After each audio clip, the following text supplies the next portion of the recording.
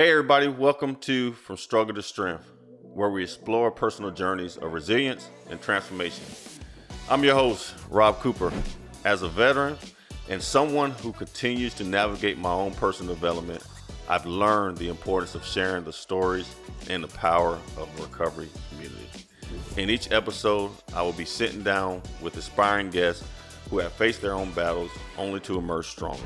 We'll dive deep into conversations about the struggles we face, the steps we take in recovery, how we can ultimately find strength in our most challenging moments. My own journey from military service to personal crisis and eventually to founding Zero Hour Life Center has taught me that nobody should have to face their darkest hours alone. This podcast is a platform for voices that uplift, experiences that empower, and stories that resonate with all of us. Join us as we listen, learn, and grow together from struggle to strength. You're not alone in your journey, and each story shared here is a reminder of that enduring truth. Without further ado, welcome to this edition of the Struggle to Strength podcast.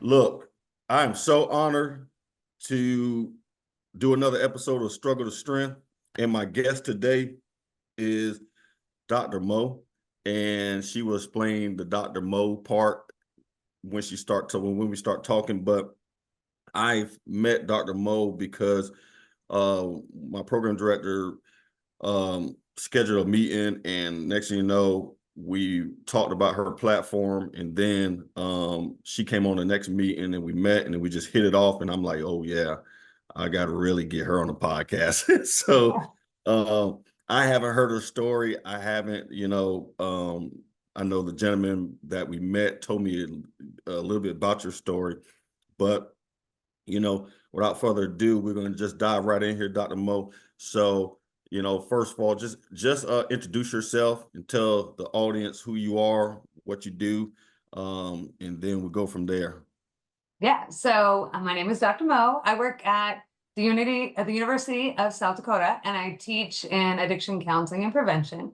And then I'm also the CEO of Straight Up Care, which is a telehealth platform that connects people in recovery, like myself, with other people who are trying to get into recovery, who need that support.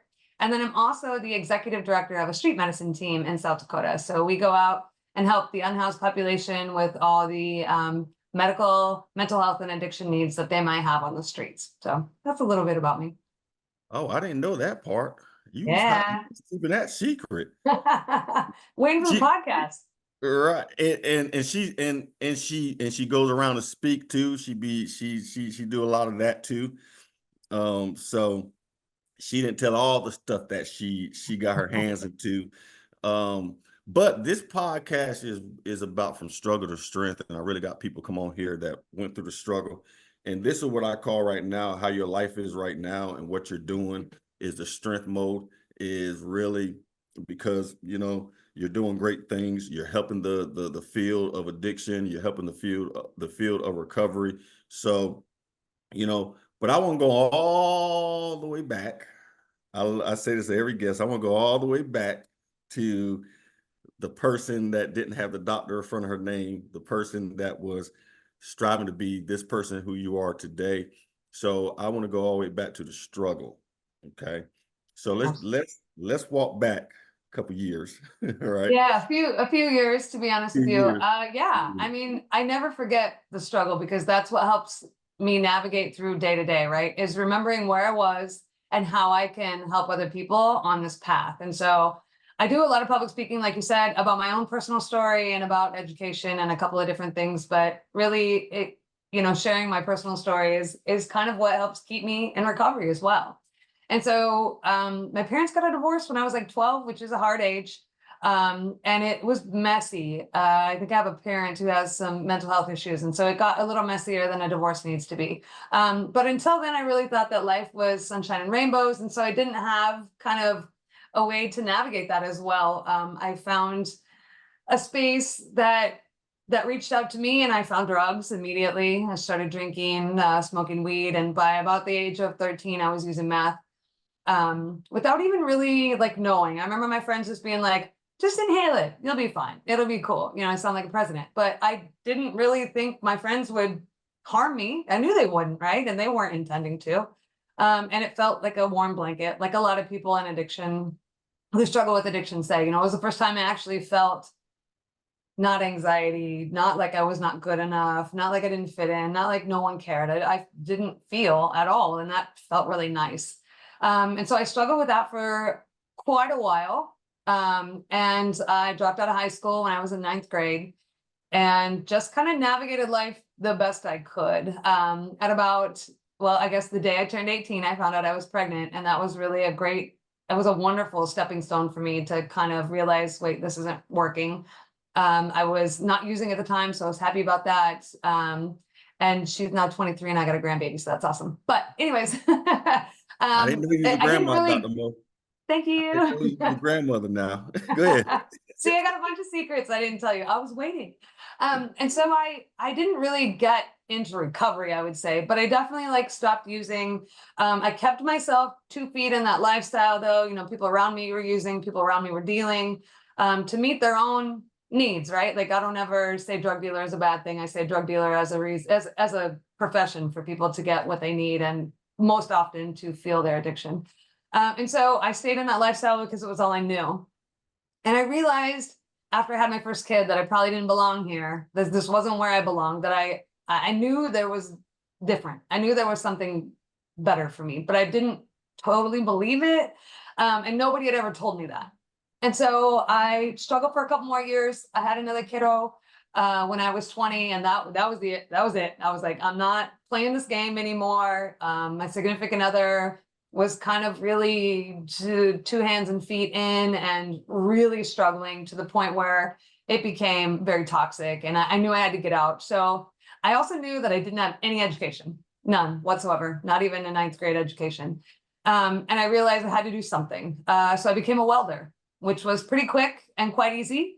And I started welding in a factory enough to save up some money and ask him to leave. And then I became a single mom on top of it too.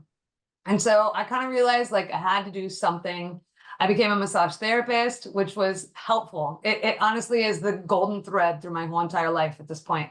But I didn't, maybe I didn't fall 2 feet in because I didn't think I could be an entrepreneur. I was also somebody who people called an addict and an alcoholic. And so I also didn't think I could be an entrepreneur. I didn't think I could be anything good.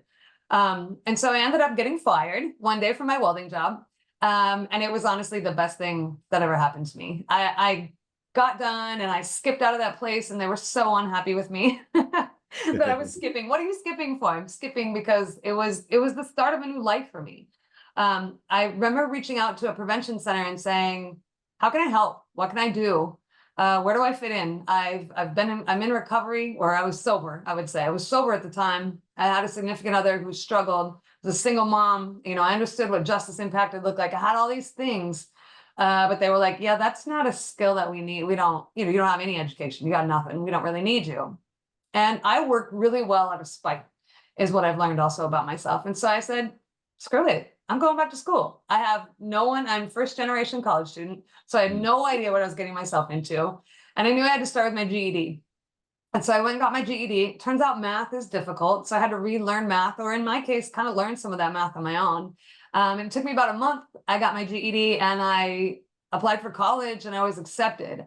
I went to college for 10 years to get my bachelor's, my master's, and my PhD. I just couldn't stop going. I knew if I stopped, A, I wouldn't make enough at a bachelor's degree to be a single mom. And B, I would keep finding things. I remember staring at my professor and going, I could do this job. I could do that. And then I was like, fine, that's what I'm going to do. I'm going to become a professor. And so that's what I did. And then I realized once I got my master's degree and I became a professor, that if I got a PhD, then I could really help people. People would actually listen to my voice. And it turns out that's kind of what's happening, right? I have this educational past, I have this lived experience past, and people are listening.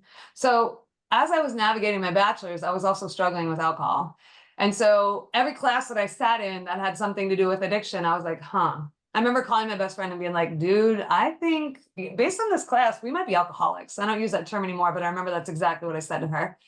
And she was like, no, I don't think you're right. And every day I was like, yeah, no, I'm struggling. This is not good. And I think it took me about a year of going through the classes. I remember writing out my own 12 steps, like what 12 steps meant to me. And I started processing through them. And along that lines, my best friend kind of came to the realization, oh, maybe we are struggling. And so we decided to get sober together. And that's what we did. We got sober. And it was beautiful and wonderful. At the same time, we started a roller derby team when I started college. And so we had that in common too. And I realized with this roller derby team that also was the people that were drinking with me and helping me, get a couple extra shots when I didn't need them, were also there when I needed them. When I said, hey, I'm done with this. You guys don't want to watch me like this. I don't want to be like this. Can you support me along this path? Everyone, even if they were drinking, they were still like, if tonight you need me not to drink when we go to get awards, then I will not drink with you. And roller derby is kind of a small knit community. And I had all this support like all over, Facebook was just kind of like hip, I guess, if you will.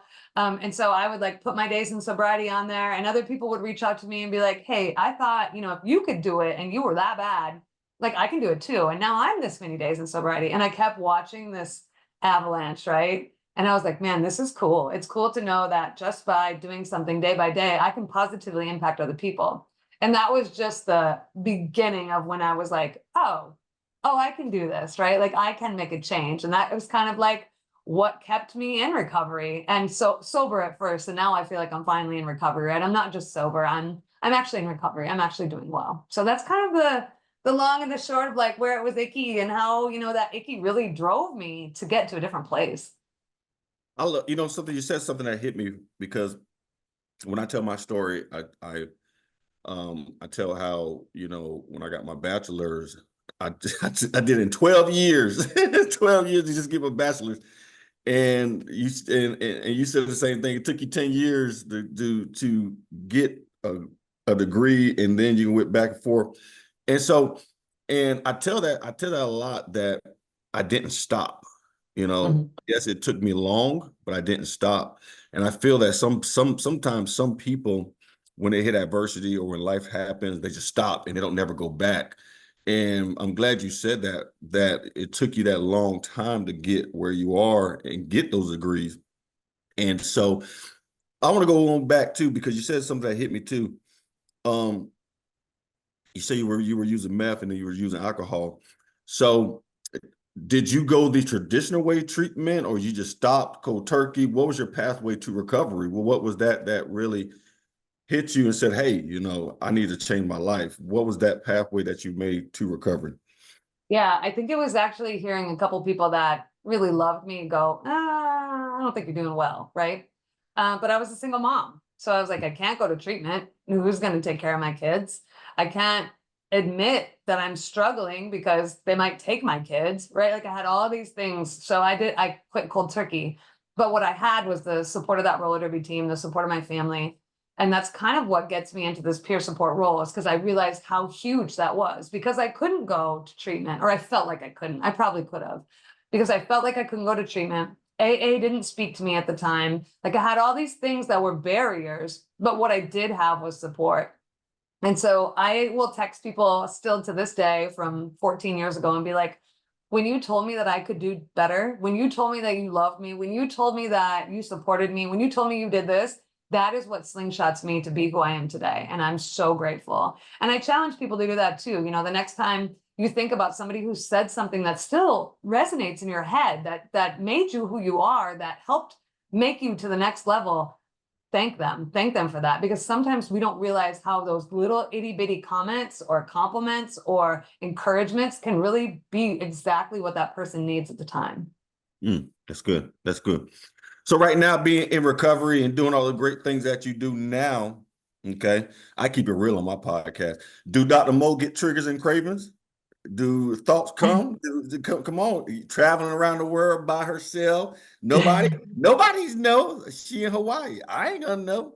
Right. Hawaii big. They party over there. I know that. So how Dr. Mo handle that? So those are things. So I was telling you, before I came to Hawaii, I was in Amsterdam, and I took a group of students there for an educational trip. And not that Amsterdam is an open air market for drugs, but drugs look different there. And I didn't have, like, for me, I feel like I'm going to answer this in a couple different ways. There, I didn't feel like I had any like cravings or wanted to be part of that at all. But the students that I took in recovery, I was very shocked because some of them are just like fresh into recovery, and I'm almost 14 years in. So it was really eye-opening for me to remember what it was like for there to be that type of temptation. And I still do have moments where my brain will go, you can just have a drink. It's been 14 years. You haven't struggled for almost 14 years. How, you're fine. You're fine. My brain will do that. But I know that sometimes I can't listen to that bugger. Actually, I'm reading a book that tells me I can't listen to that bugger often, but I know that it's there. Right. And I will say to like friends, if we go to the bar, sometimes I do go to the bar with my friends, I'll be like, after we're there too long, I'm like, I could probably have a drink, right? And they're like, oh, time to go. And I'm like, yep, you're right. It's time to go, right? So I still say the things out loud that I'm thinking, even if I know it's not what I want. And the group that I hang with has my back. They know that that's not me, not what I want. So yeah, there still are like days. I don't have cravings, I would say, but I think you might put it in the trigger category. If I'm at the bar with my friends and look like they're laughing way harder than me because I don't think things are quite that funny. I might be like, dang, if I had a couple drinks, I could laugh that hard too. But it turns out I don't need any of that. Right. But it is nice to remember those moments of like, I like to tell people too, like other people can drink, but like maybe you and I can't drink, and that's okay. But yeah, it's still a thing, even a long time down the road, that I have to be aware of. Yeah. And I'm glad you hit that. I'm glad that you said that, because I feel that, this is me personally, people that's in recovery, they try so hard and they try to fight it but like you said, you can go in those environments and you got good people around you that's intercepting, intervening for you. No, let's go. Yeah. And I think, and I always say this, and you probably heard it saying, the opposite of addiction is community. I have people in my life too that would say no. I remember my best friend was getting married, and I was his best man, and he came to me, he said, look, man, I got an open bar, but you better not be over there. And I was like, it shocked me that he was looking out for my best interest. And then Right. his cousin came to me and said, look, I'm drinking, but you're not, and I better not see you. And it felt good, and it made me at ease that I didn't have to worry about that. I didn't have to worry, Absolutely. because they already called it out. They already hit my disease and said, look, no, we ain't gonna do that. So that's good that you have those type of people in your corner. My other question for you too, Dr. Mo, is how you handling all this professional stuff now, being a doctor and having your PhD and doing all that. Have you ever hit you and have you pinched yourself and said, wow, I made it. I'm here. From that 18-year-old to now, have you ever just sit down and said, whoa, and how did you handle the success? Because I really want our audience to understand that, because a lot of people, they look at you, they look at me, they look at other people, and they say, man, I want that. But I always say, man, there's levels to this, and you got to understand how to handle this, because yes, I still get thoughts, cravings. I still, I tell people I got 10 people inside of me. I don't know which one gonna come today. So, Yeah. so how do you handle the success right now that you're in? Yeah. So first, I'd like to say that I always like to say the opposite of addiction is support, right? So having that support, that community, that Yes. connection, whatever it looks like.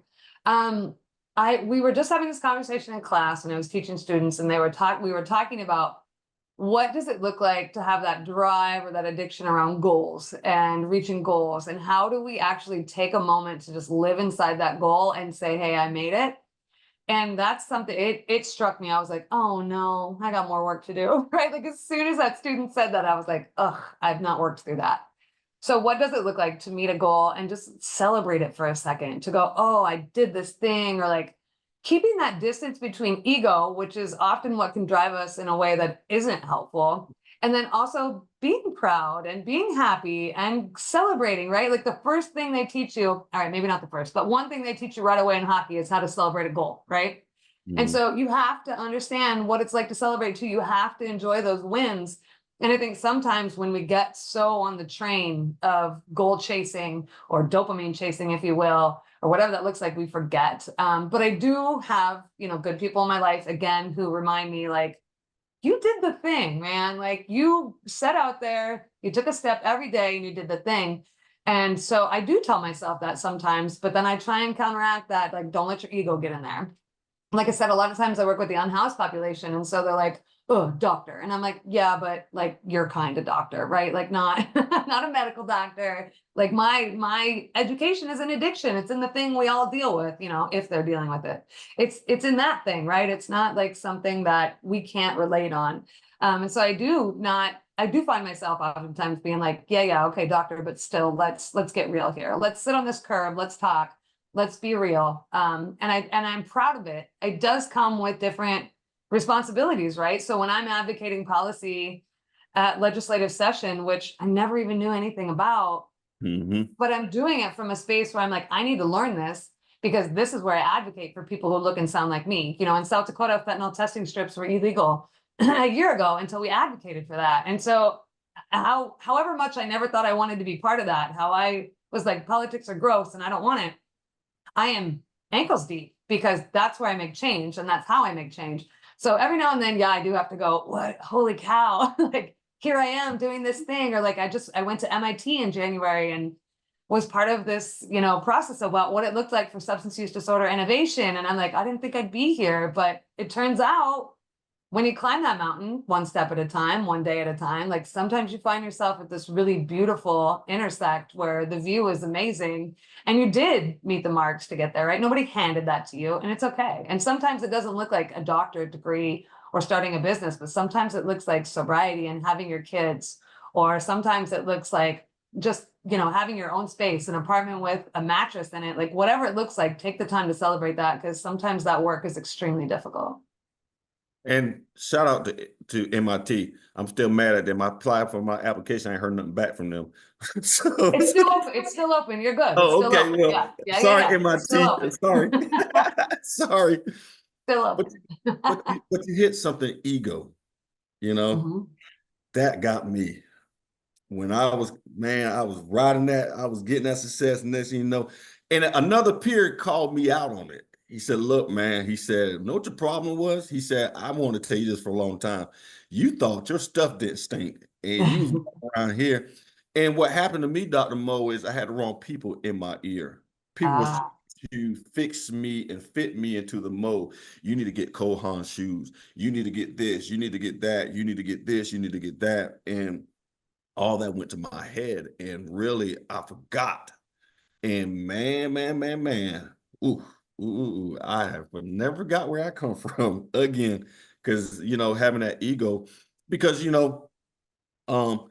it's at first I didn't feel I was worthy, because I was, my story, I was in the Marine Corps for 10 years. So, come from a great family. Mom's a pastor, dad's, police officer, detective, my parents divorced. My mom raised me. My dad still, he was in my life. So I had role models. My brother was successful. I had role models. So I knew what it was.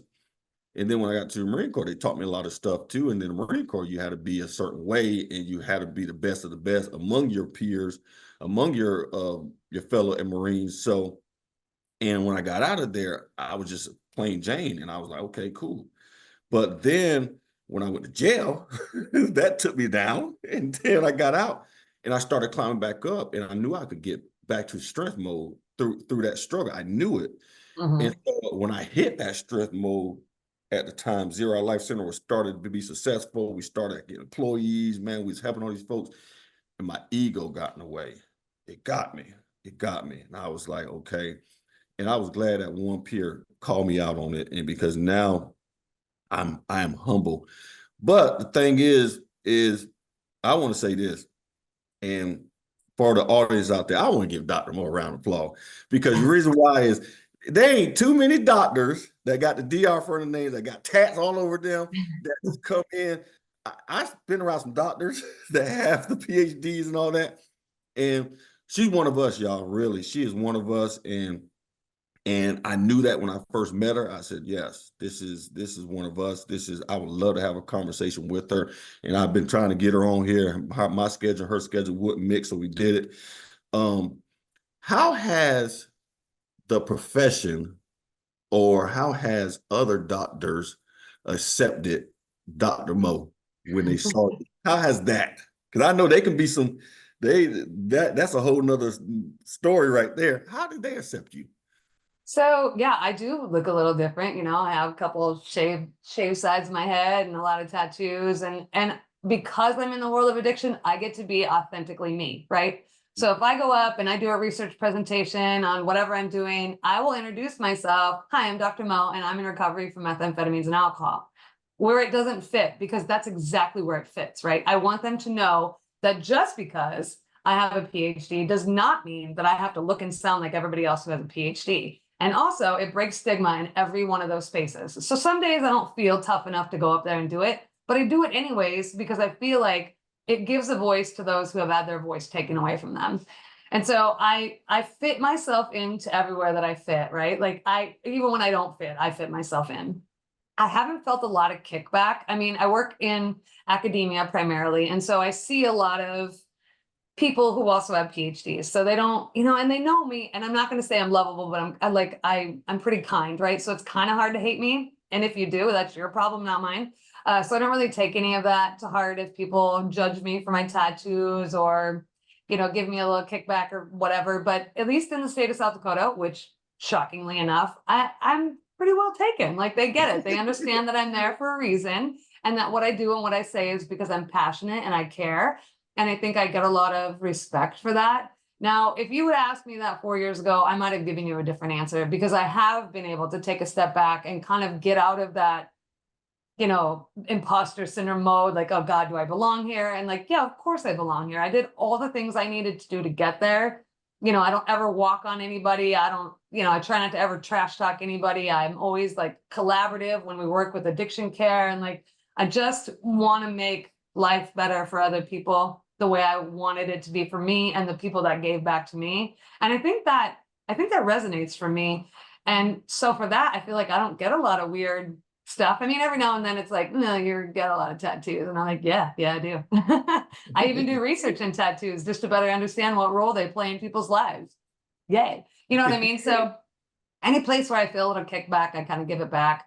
Older generation, they don't always love tattoos, so I get a little there. But other than that, I feel like I'm pretty well received, which is pretty cool. And I'm glad you gave me that moment to take that awareness and that insight. So thank you. Yeah. Y'all, hey, if you're out there listening right now, you too can be DR for your name. Doesn't matter where you start, it's all how you finish. I'm a firm believer that you could be in jail right now, you can be getting released right now, and you could just stumble on this podcast, and you're looking at two folks that in recovery that I could party with the best of them.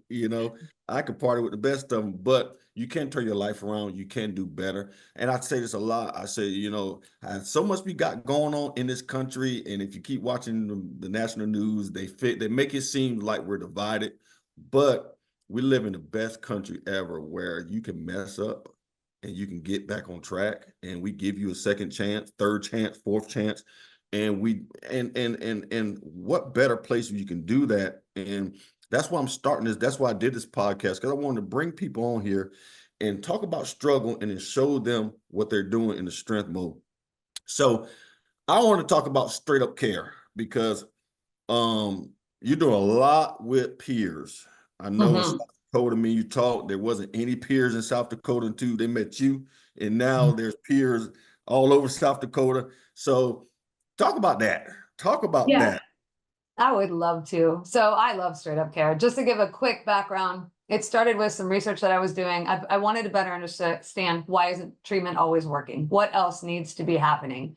If we had the type of, rates around recovery success in business, we would dump that model. So what's going on here? And I realized it's not about treatment. It's just about some complementary things that we can place with it that will make it even more successful. Understanding that people are in a different place and a different time and they need different things, just like treatment for any other disease, right? Like sometimes you may just need exercise and more hydration, and other times you might need medication or you might need therapy, whatever the case may be.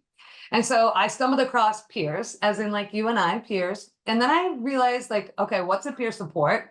And then I was like, wait, I meet the criteria. I'm in recovery. I'm going to become one. So I became a peer support. And then I put it through to the National Institutes of Health as a challenge. Like, is my idea even a thing? And we won. And I was like, oh, okay, maybe there is a little something here, right? And so NIH really pushed us to create a business. And so we did. We created Straight Up Care. I was lucky enough to come across my business partner, Jonathan Lewis, who has all the brains behind the tech. And he really brought this idea to fruition. And so what we've created is really an ecosystem for peers. And if you don't know what a peer is a person in recovery that can help support other people along their path. And this can look like almost anything, to be honest with you. So we created this ecosystem that has the training, online training, 46 hours that meets a lot of the criteria. We're NADAC approved educators, which means it can be a national certification. And then I'm also, because I teach, I do research and pedagogy, and that's how adults learn. And so I created a course that really walks you through everything that you need to know, but also helps you create all those things for yourself and for your clients. So as you go through the training, you're like building up your business profile, if you will. And then we created a platform that connects people. So it has the administrative and compliant tools. It's all HIPAA compliant to keep people safe, which isn't really like pulled into this space yet, but we didn't care. This is healthcare, right? Addiction and mental health is healthcare. And so we made it HIPAA compliant. It has scheduling, payment options, like everything you need to really just start your business in one place. And that's what we wanted, because we know people in recovery, like you said, deserve a second chance. They deserve many chances, as many as you need, right?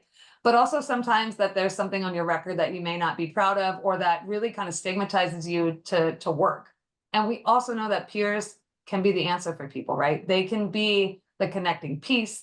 They're there to help you get resources. They're there for all sorts of reasons, whether it's the second you maybe realize you need help until you are fully feel like you got this, right? And that could be years down the road, but that peer is somebody that can navigate that whole path with you. We created things called Peer Day, which is a way to support peers every month. Actually, today we'll be having a peer day. And like different educations, different support, different places for us to lift each other up. We created something called Peerpreneur Program, which is teaching peers how to be entrepreneurs. So we know that people who have used drugs and alcohol are some of the most innovative people on this planet. Whoever decided to take crack or cocaine and turn it into crack was innovative, right? Everything that you've ever smoked cannabis out of is innovative. I don't care, right? If you can make hooch in jail, you're innovative. Right. Okay, so we know that, right? And so we want to elevate what that looks like. If you used to sell drugs and now we want to get you to sell cars or sell whatever that looks like, we want to take the skills you already have inside of you and just shake them up a little bit to fit them, unfortunately, into a bit of a box to figure out how to be an entrepreneur or whatever that looks like for you. And so we created a platform and a program for that as well. And just to be able to just help people, right? Just help navigate what it looks like. So in the 90s, if you had cancer, you got a cancer navigator, right? In 2024, we want you to get a peer support if you're struggling with addiction. And we want to be able to be on the cusp of that, to walk, have people walk them through what it looks like. Today, if you have cancer, you still get a cancer navigator. They know it works, right? We know that having support works. And so we wanted to be part of that. So that's really kind of where Straight Up Care came from. Where we're headed is we want to be a household name for people in recovery. We want to be able to know that if you have a loved one that's struggling, you can go to Straight Up Care and get services.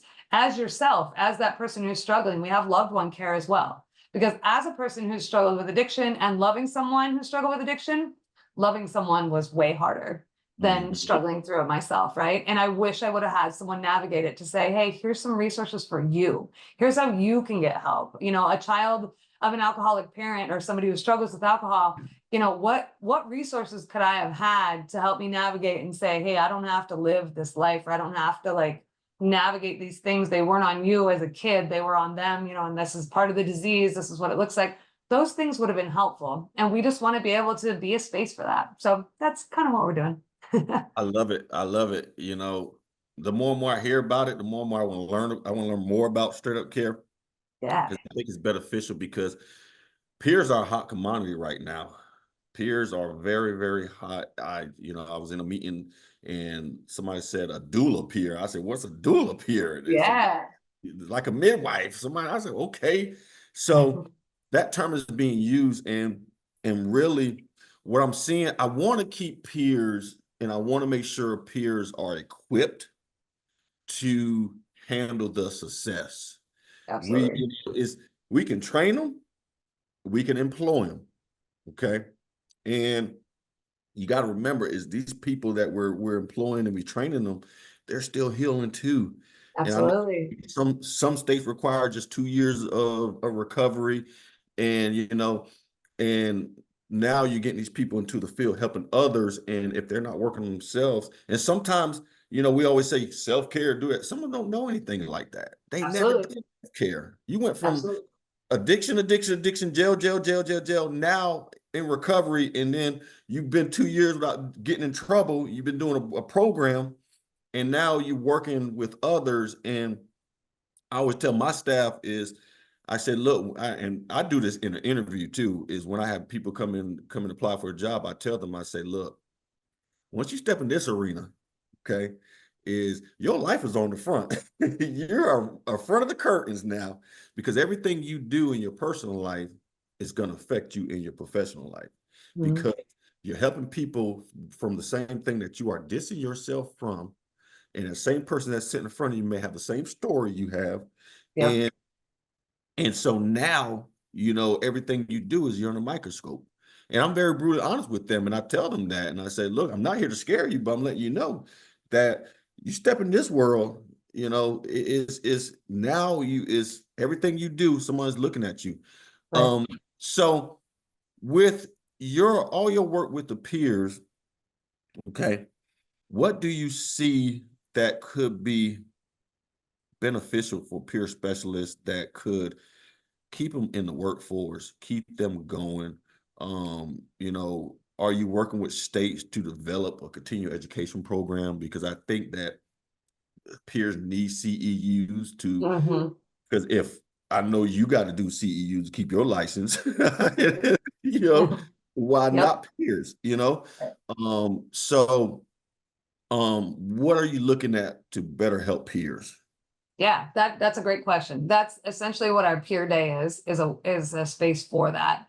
And yes, we do give them continuing education on our peer days as well, but more is the support, right? Because we know sometimes if they're working in an organization and they're the only person, that's where we do not, add success to their record, right? Because if you're the only one doing the thing and nobody else knows what you're supposed to be doing, you can kind of fly under the radar. And a lot of people do return to use, and sometimes we've heard of overdose as well. So we have to be really careful in those areas.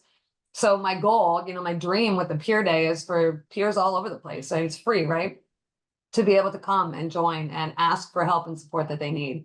We also created a platform called Syndicate 12, and it's essentially for people who are in recovery. It's kind of like, I wouldn't say Facebook, but it's kind of like a social media space for people to connect there as well. I think the more connecting pieces that we have, the more ways we can talk about things that are going on. What is it like to be a peer? What is it like to be in recovery? How do we stay in recovery? More safeguards for us, the better off we'll be.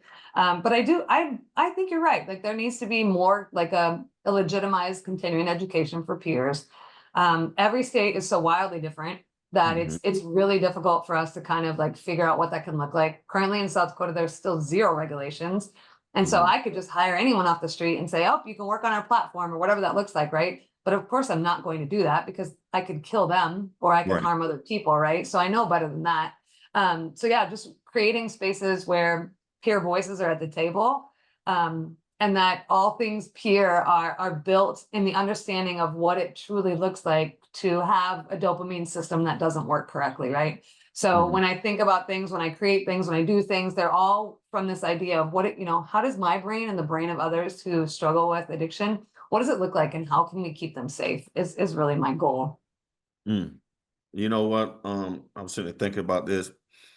Um, is I know in Florida, we require a level 2 background, Mhm. very extensive background, and I understand it. I'm not saying that we shouldn't, because I went through it too. I had to get exemption and all that. Now it made me better understand it. It made me on a Right. better understand it, because before I was advocating to get rid of it. But I see the thing is, but you know, and sometimes we have the peer go through that whole process to be able to work in the field, and then they mess it up by doing something crazy. And I'm looking at them like, okay, but we don't have measures in place to keep them successful. And Right. you make a great point, because I was looking at this too, is who is supporting the peer? I know at Recovery Community Organization, we say we're supporting the peers and peers need to be up under the RCO. But, you know, sometimes I get busy. Sometimes I'm looking at the whole organization macro level and, you know, who's supporting my peers. And I like your platform because they can come there and they can, hey, I'm struggling with a client. I'm struggling with this. I'm struggling with that. It's a safe space where they can come and they can let out the steam. So saying all that, how can we get your platform out there? Because how can we get your platform out there? Because you got something good and people that's listening, this ain't no backyard, this is no hobby type thing. This was done by research. Okay. Research, all right. Evidence-based research. Okay. So how can I help you to get this platform out here? Because I think it's beneficial. Thank you. And because no one come up with an idea to try to help this, try to support these peers. We support counselors, we support therapists, we support them, but peers. I was just on a meeting earlier. We were talking about with opiate dollars, establish space. They want to establish a workforce. Ding, ding, ding, peers. Right. Exactly. So, and what you're doing is groundbreaking. Is should be stressed across 50 states because I know that we are using the peers for everything. We are wearing them down, and the peer know that Rob fired me because I got my certification. I can go over here because it's a shortage of peers, and I can get a job tomorrow, and I can get $19 an hour, and so I don't need you, Rob. Screw you. I'm gonna do what I want to do. But how can I help you to get your platform out there? Tell me. Thank you. Thank you for believing in us. I appreciate that. But I think just spreading a word about what Straight Up Care is, straightupcare.com is where you can find us, and everything that we have associated with it is there. Straightupcare.org, syndicate12.com. Those are all different places that you can find Straight Up Care. You can reach out to me, Dr. Mo at straightupcare.com, and send me an email if you have questions. Like, I'm happy to talk about it.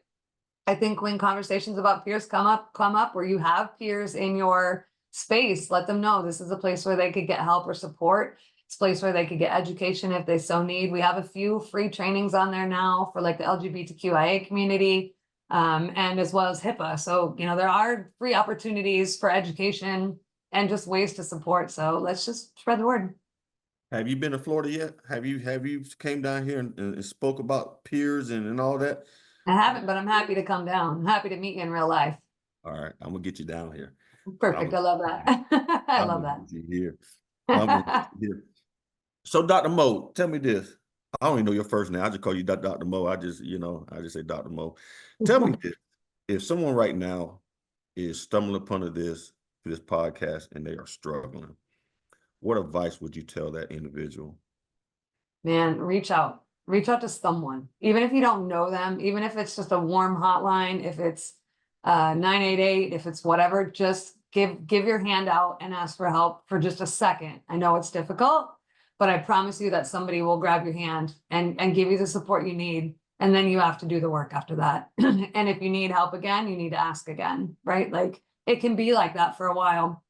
And after a bit, it gets easier. And then before you know it, you're the one who's got your hand behind you, helping other people do the same thing. What time is it in Hawaii right now? It is 11 o'clock. In the morning? In the morning. It's morning time. Okay. Oh, she's in Hawaii right now doing some great work. And I heard what you're doing in South Dakota, and I got to get to South Dakota. It's on my bucket list to come up there, and I want to come up there and just see what you're doing. And I want to keep in contact with you, Dr. Mo. Absolutely. I want to come to the podcast. Yep. I really want, and the reason why is I want to understand this peer space. I look at me and, my higher power, God, of my understanding, put me in this position for a reason, and it's my duty to learn. And I tell people that I'm always a sponge. I'm always learning. I'm learning. And because it makes me a better person, it makes me better off what I do, makes me a better leader. And so, and I'm very grateful to have you on here, and for you agreeing to come on this podcast. And so where you see Dr. Mo in 5 years? That's a great question. I'm kind of getting into consultant work, and I super love that. Like telling people how they can accommodate people who are maybe struggling with addiction, keep them in their workforce, whether it be other doctors or lawyers or whatever the case may be. How can we support them? I see Straight Up Care being wildly successful and hiring a bunch of people who really help. I see us moving to other countries. I already had an email from a gentleman in Canada who wants to get us started up there. The sky is truly the limit, right? Like I've been opening my heart and kind of just saying like, what am I called to next? How can I keep helping? What can I do to keep Straight Up Care going? Because I know that I can help a lot of people, like I said, who look and sound like me. And that's really my goal. I want to be for other people what I wanted someone to be for me when I was struggling. And that is what pushes me every day. That's awesome. That's awesome. Dr. Mo, it was a pleasure. I know it's early for you and late for me. It was a pleasure. And man, tell people how they can find you. Tell people again how they can find Straight Up Care. And, just let people know how they connect with Dr. Mo. Absolutely. Dr. Mo at straightupcare.com. You can email me there. I'm super good at getting back to people. Even if you're like, hey, I'm struggling today, shoot me a message. I'm happy to start a conversation, maybe share some resources with you and what that could look like. Straightupcare.com, straightupcare.org, Syndicate 12, all those places are places for people to get help. That helping hand that I was telling you about, we can be that. All right. Y'all, this is another one down. This is another great episode. Make sure you check it out on all the iTunes, Spotify, all that good stuff. But thank you, Dr. Mo. I really appreciate you. And you enjoy your time in Hawaii, and we will be in touch. Thank you. Thank you.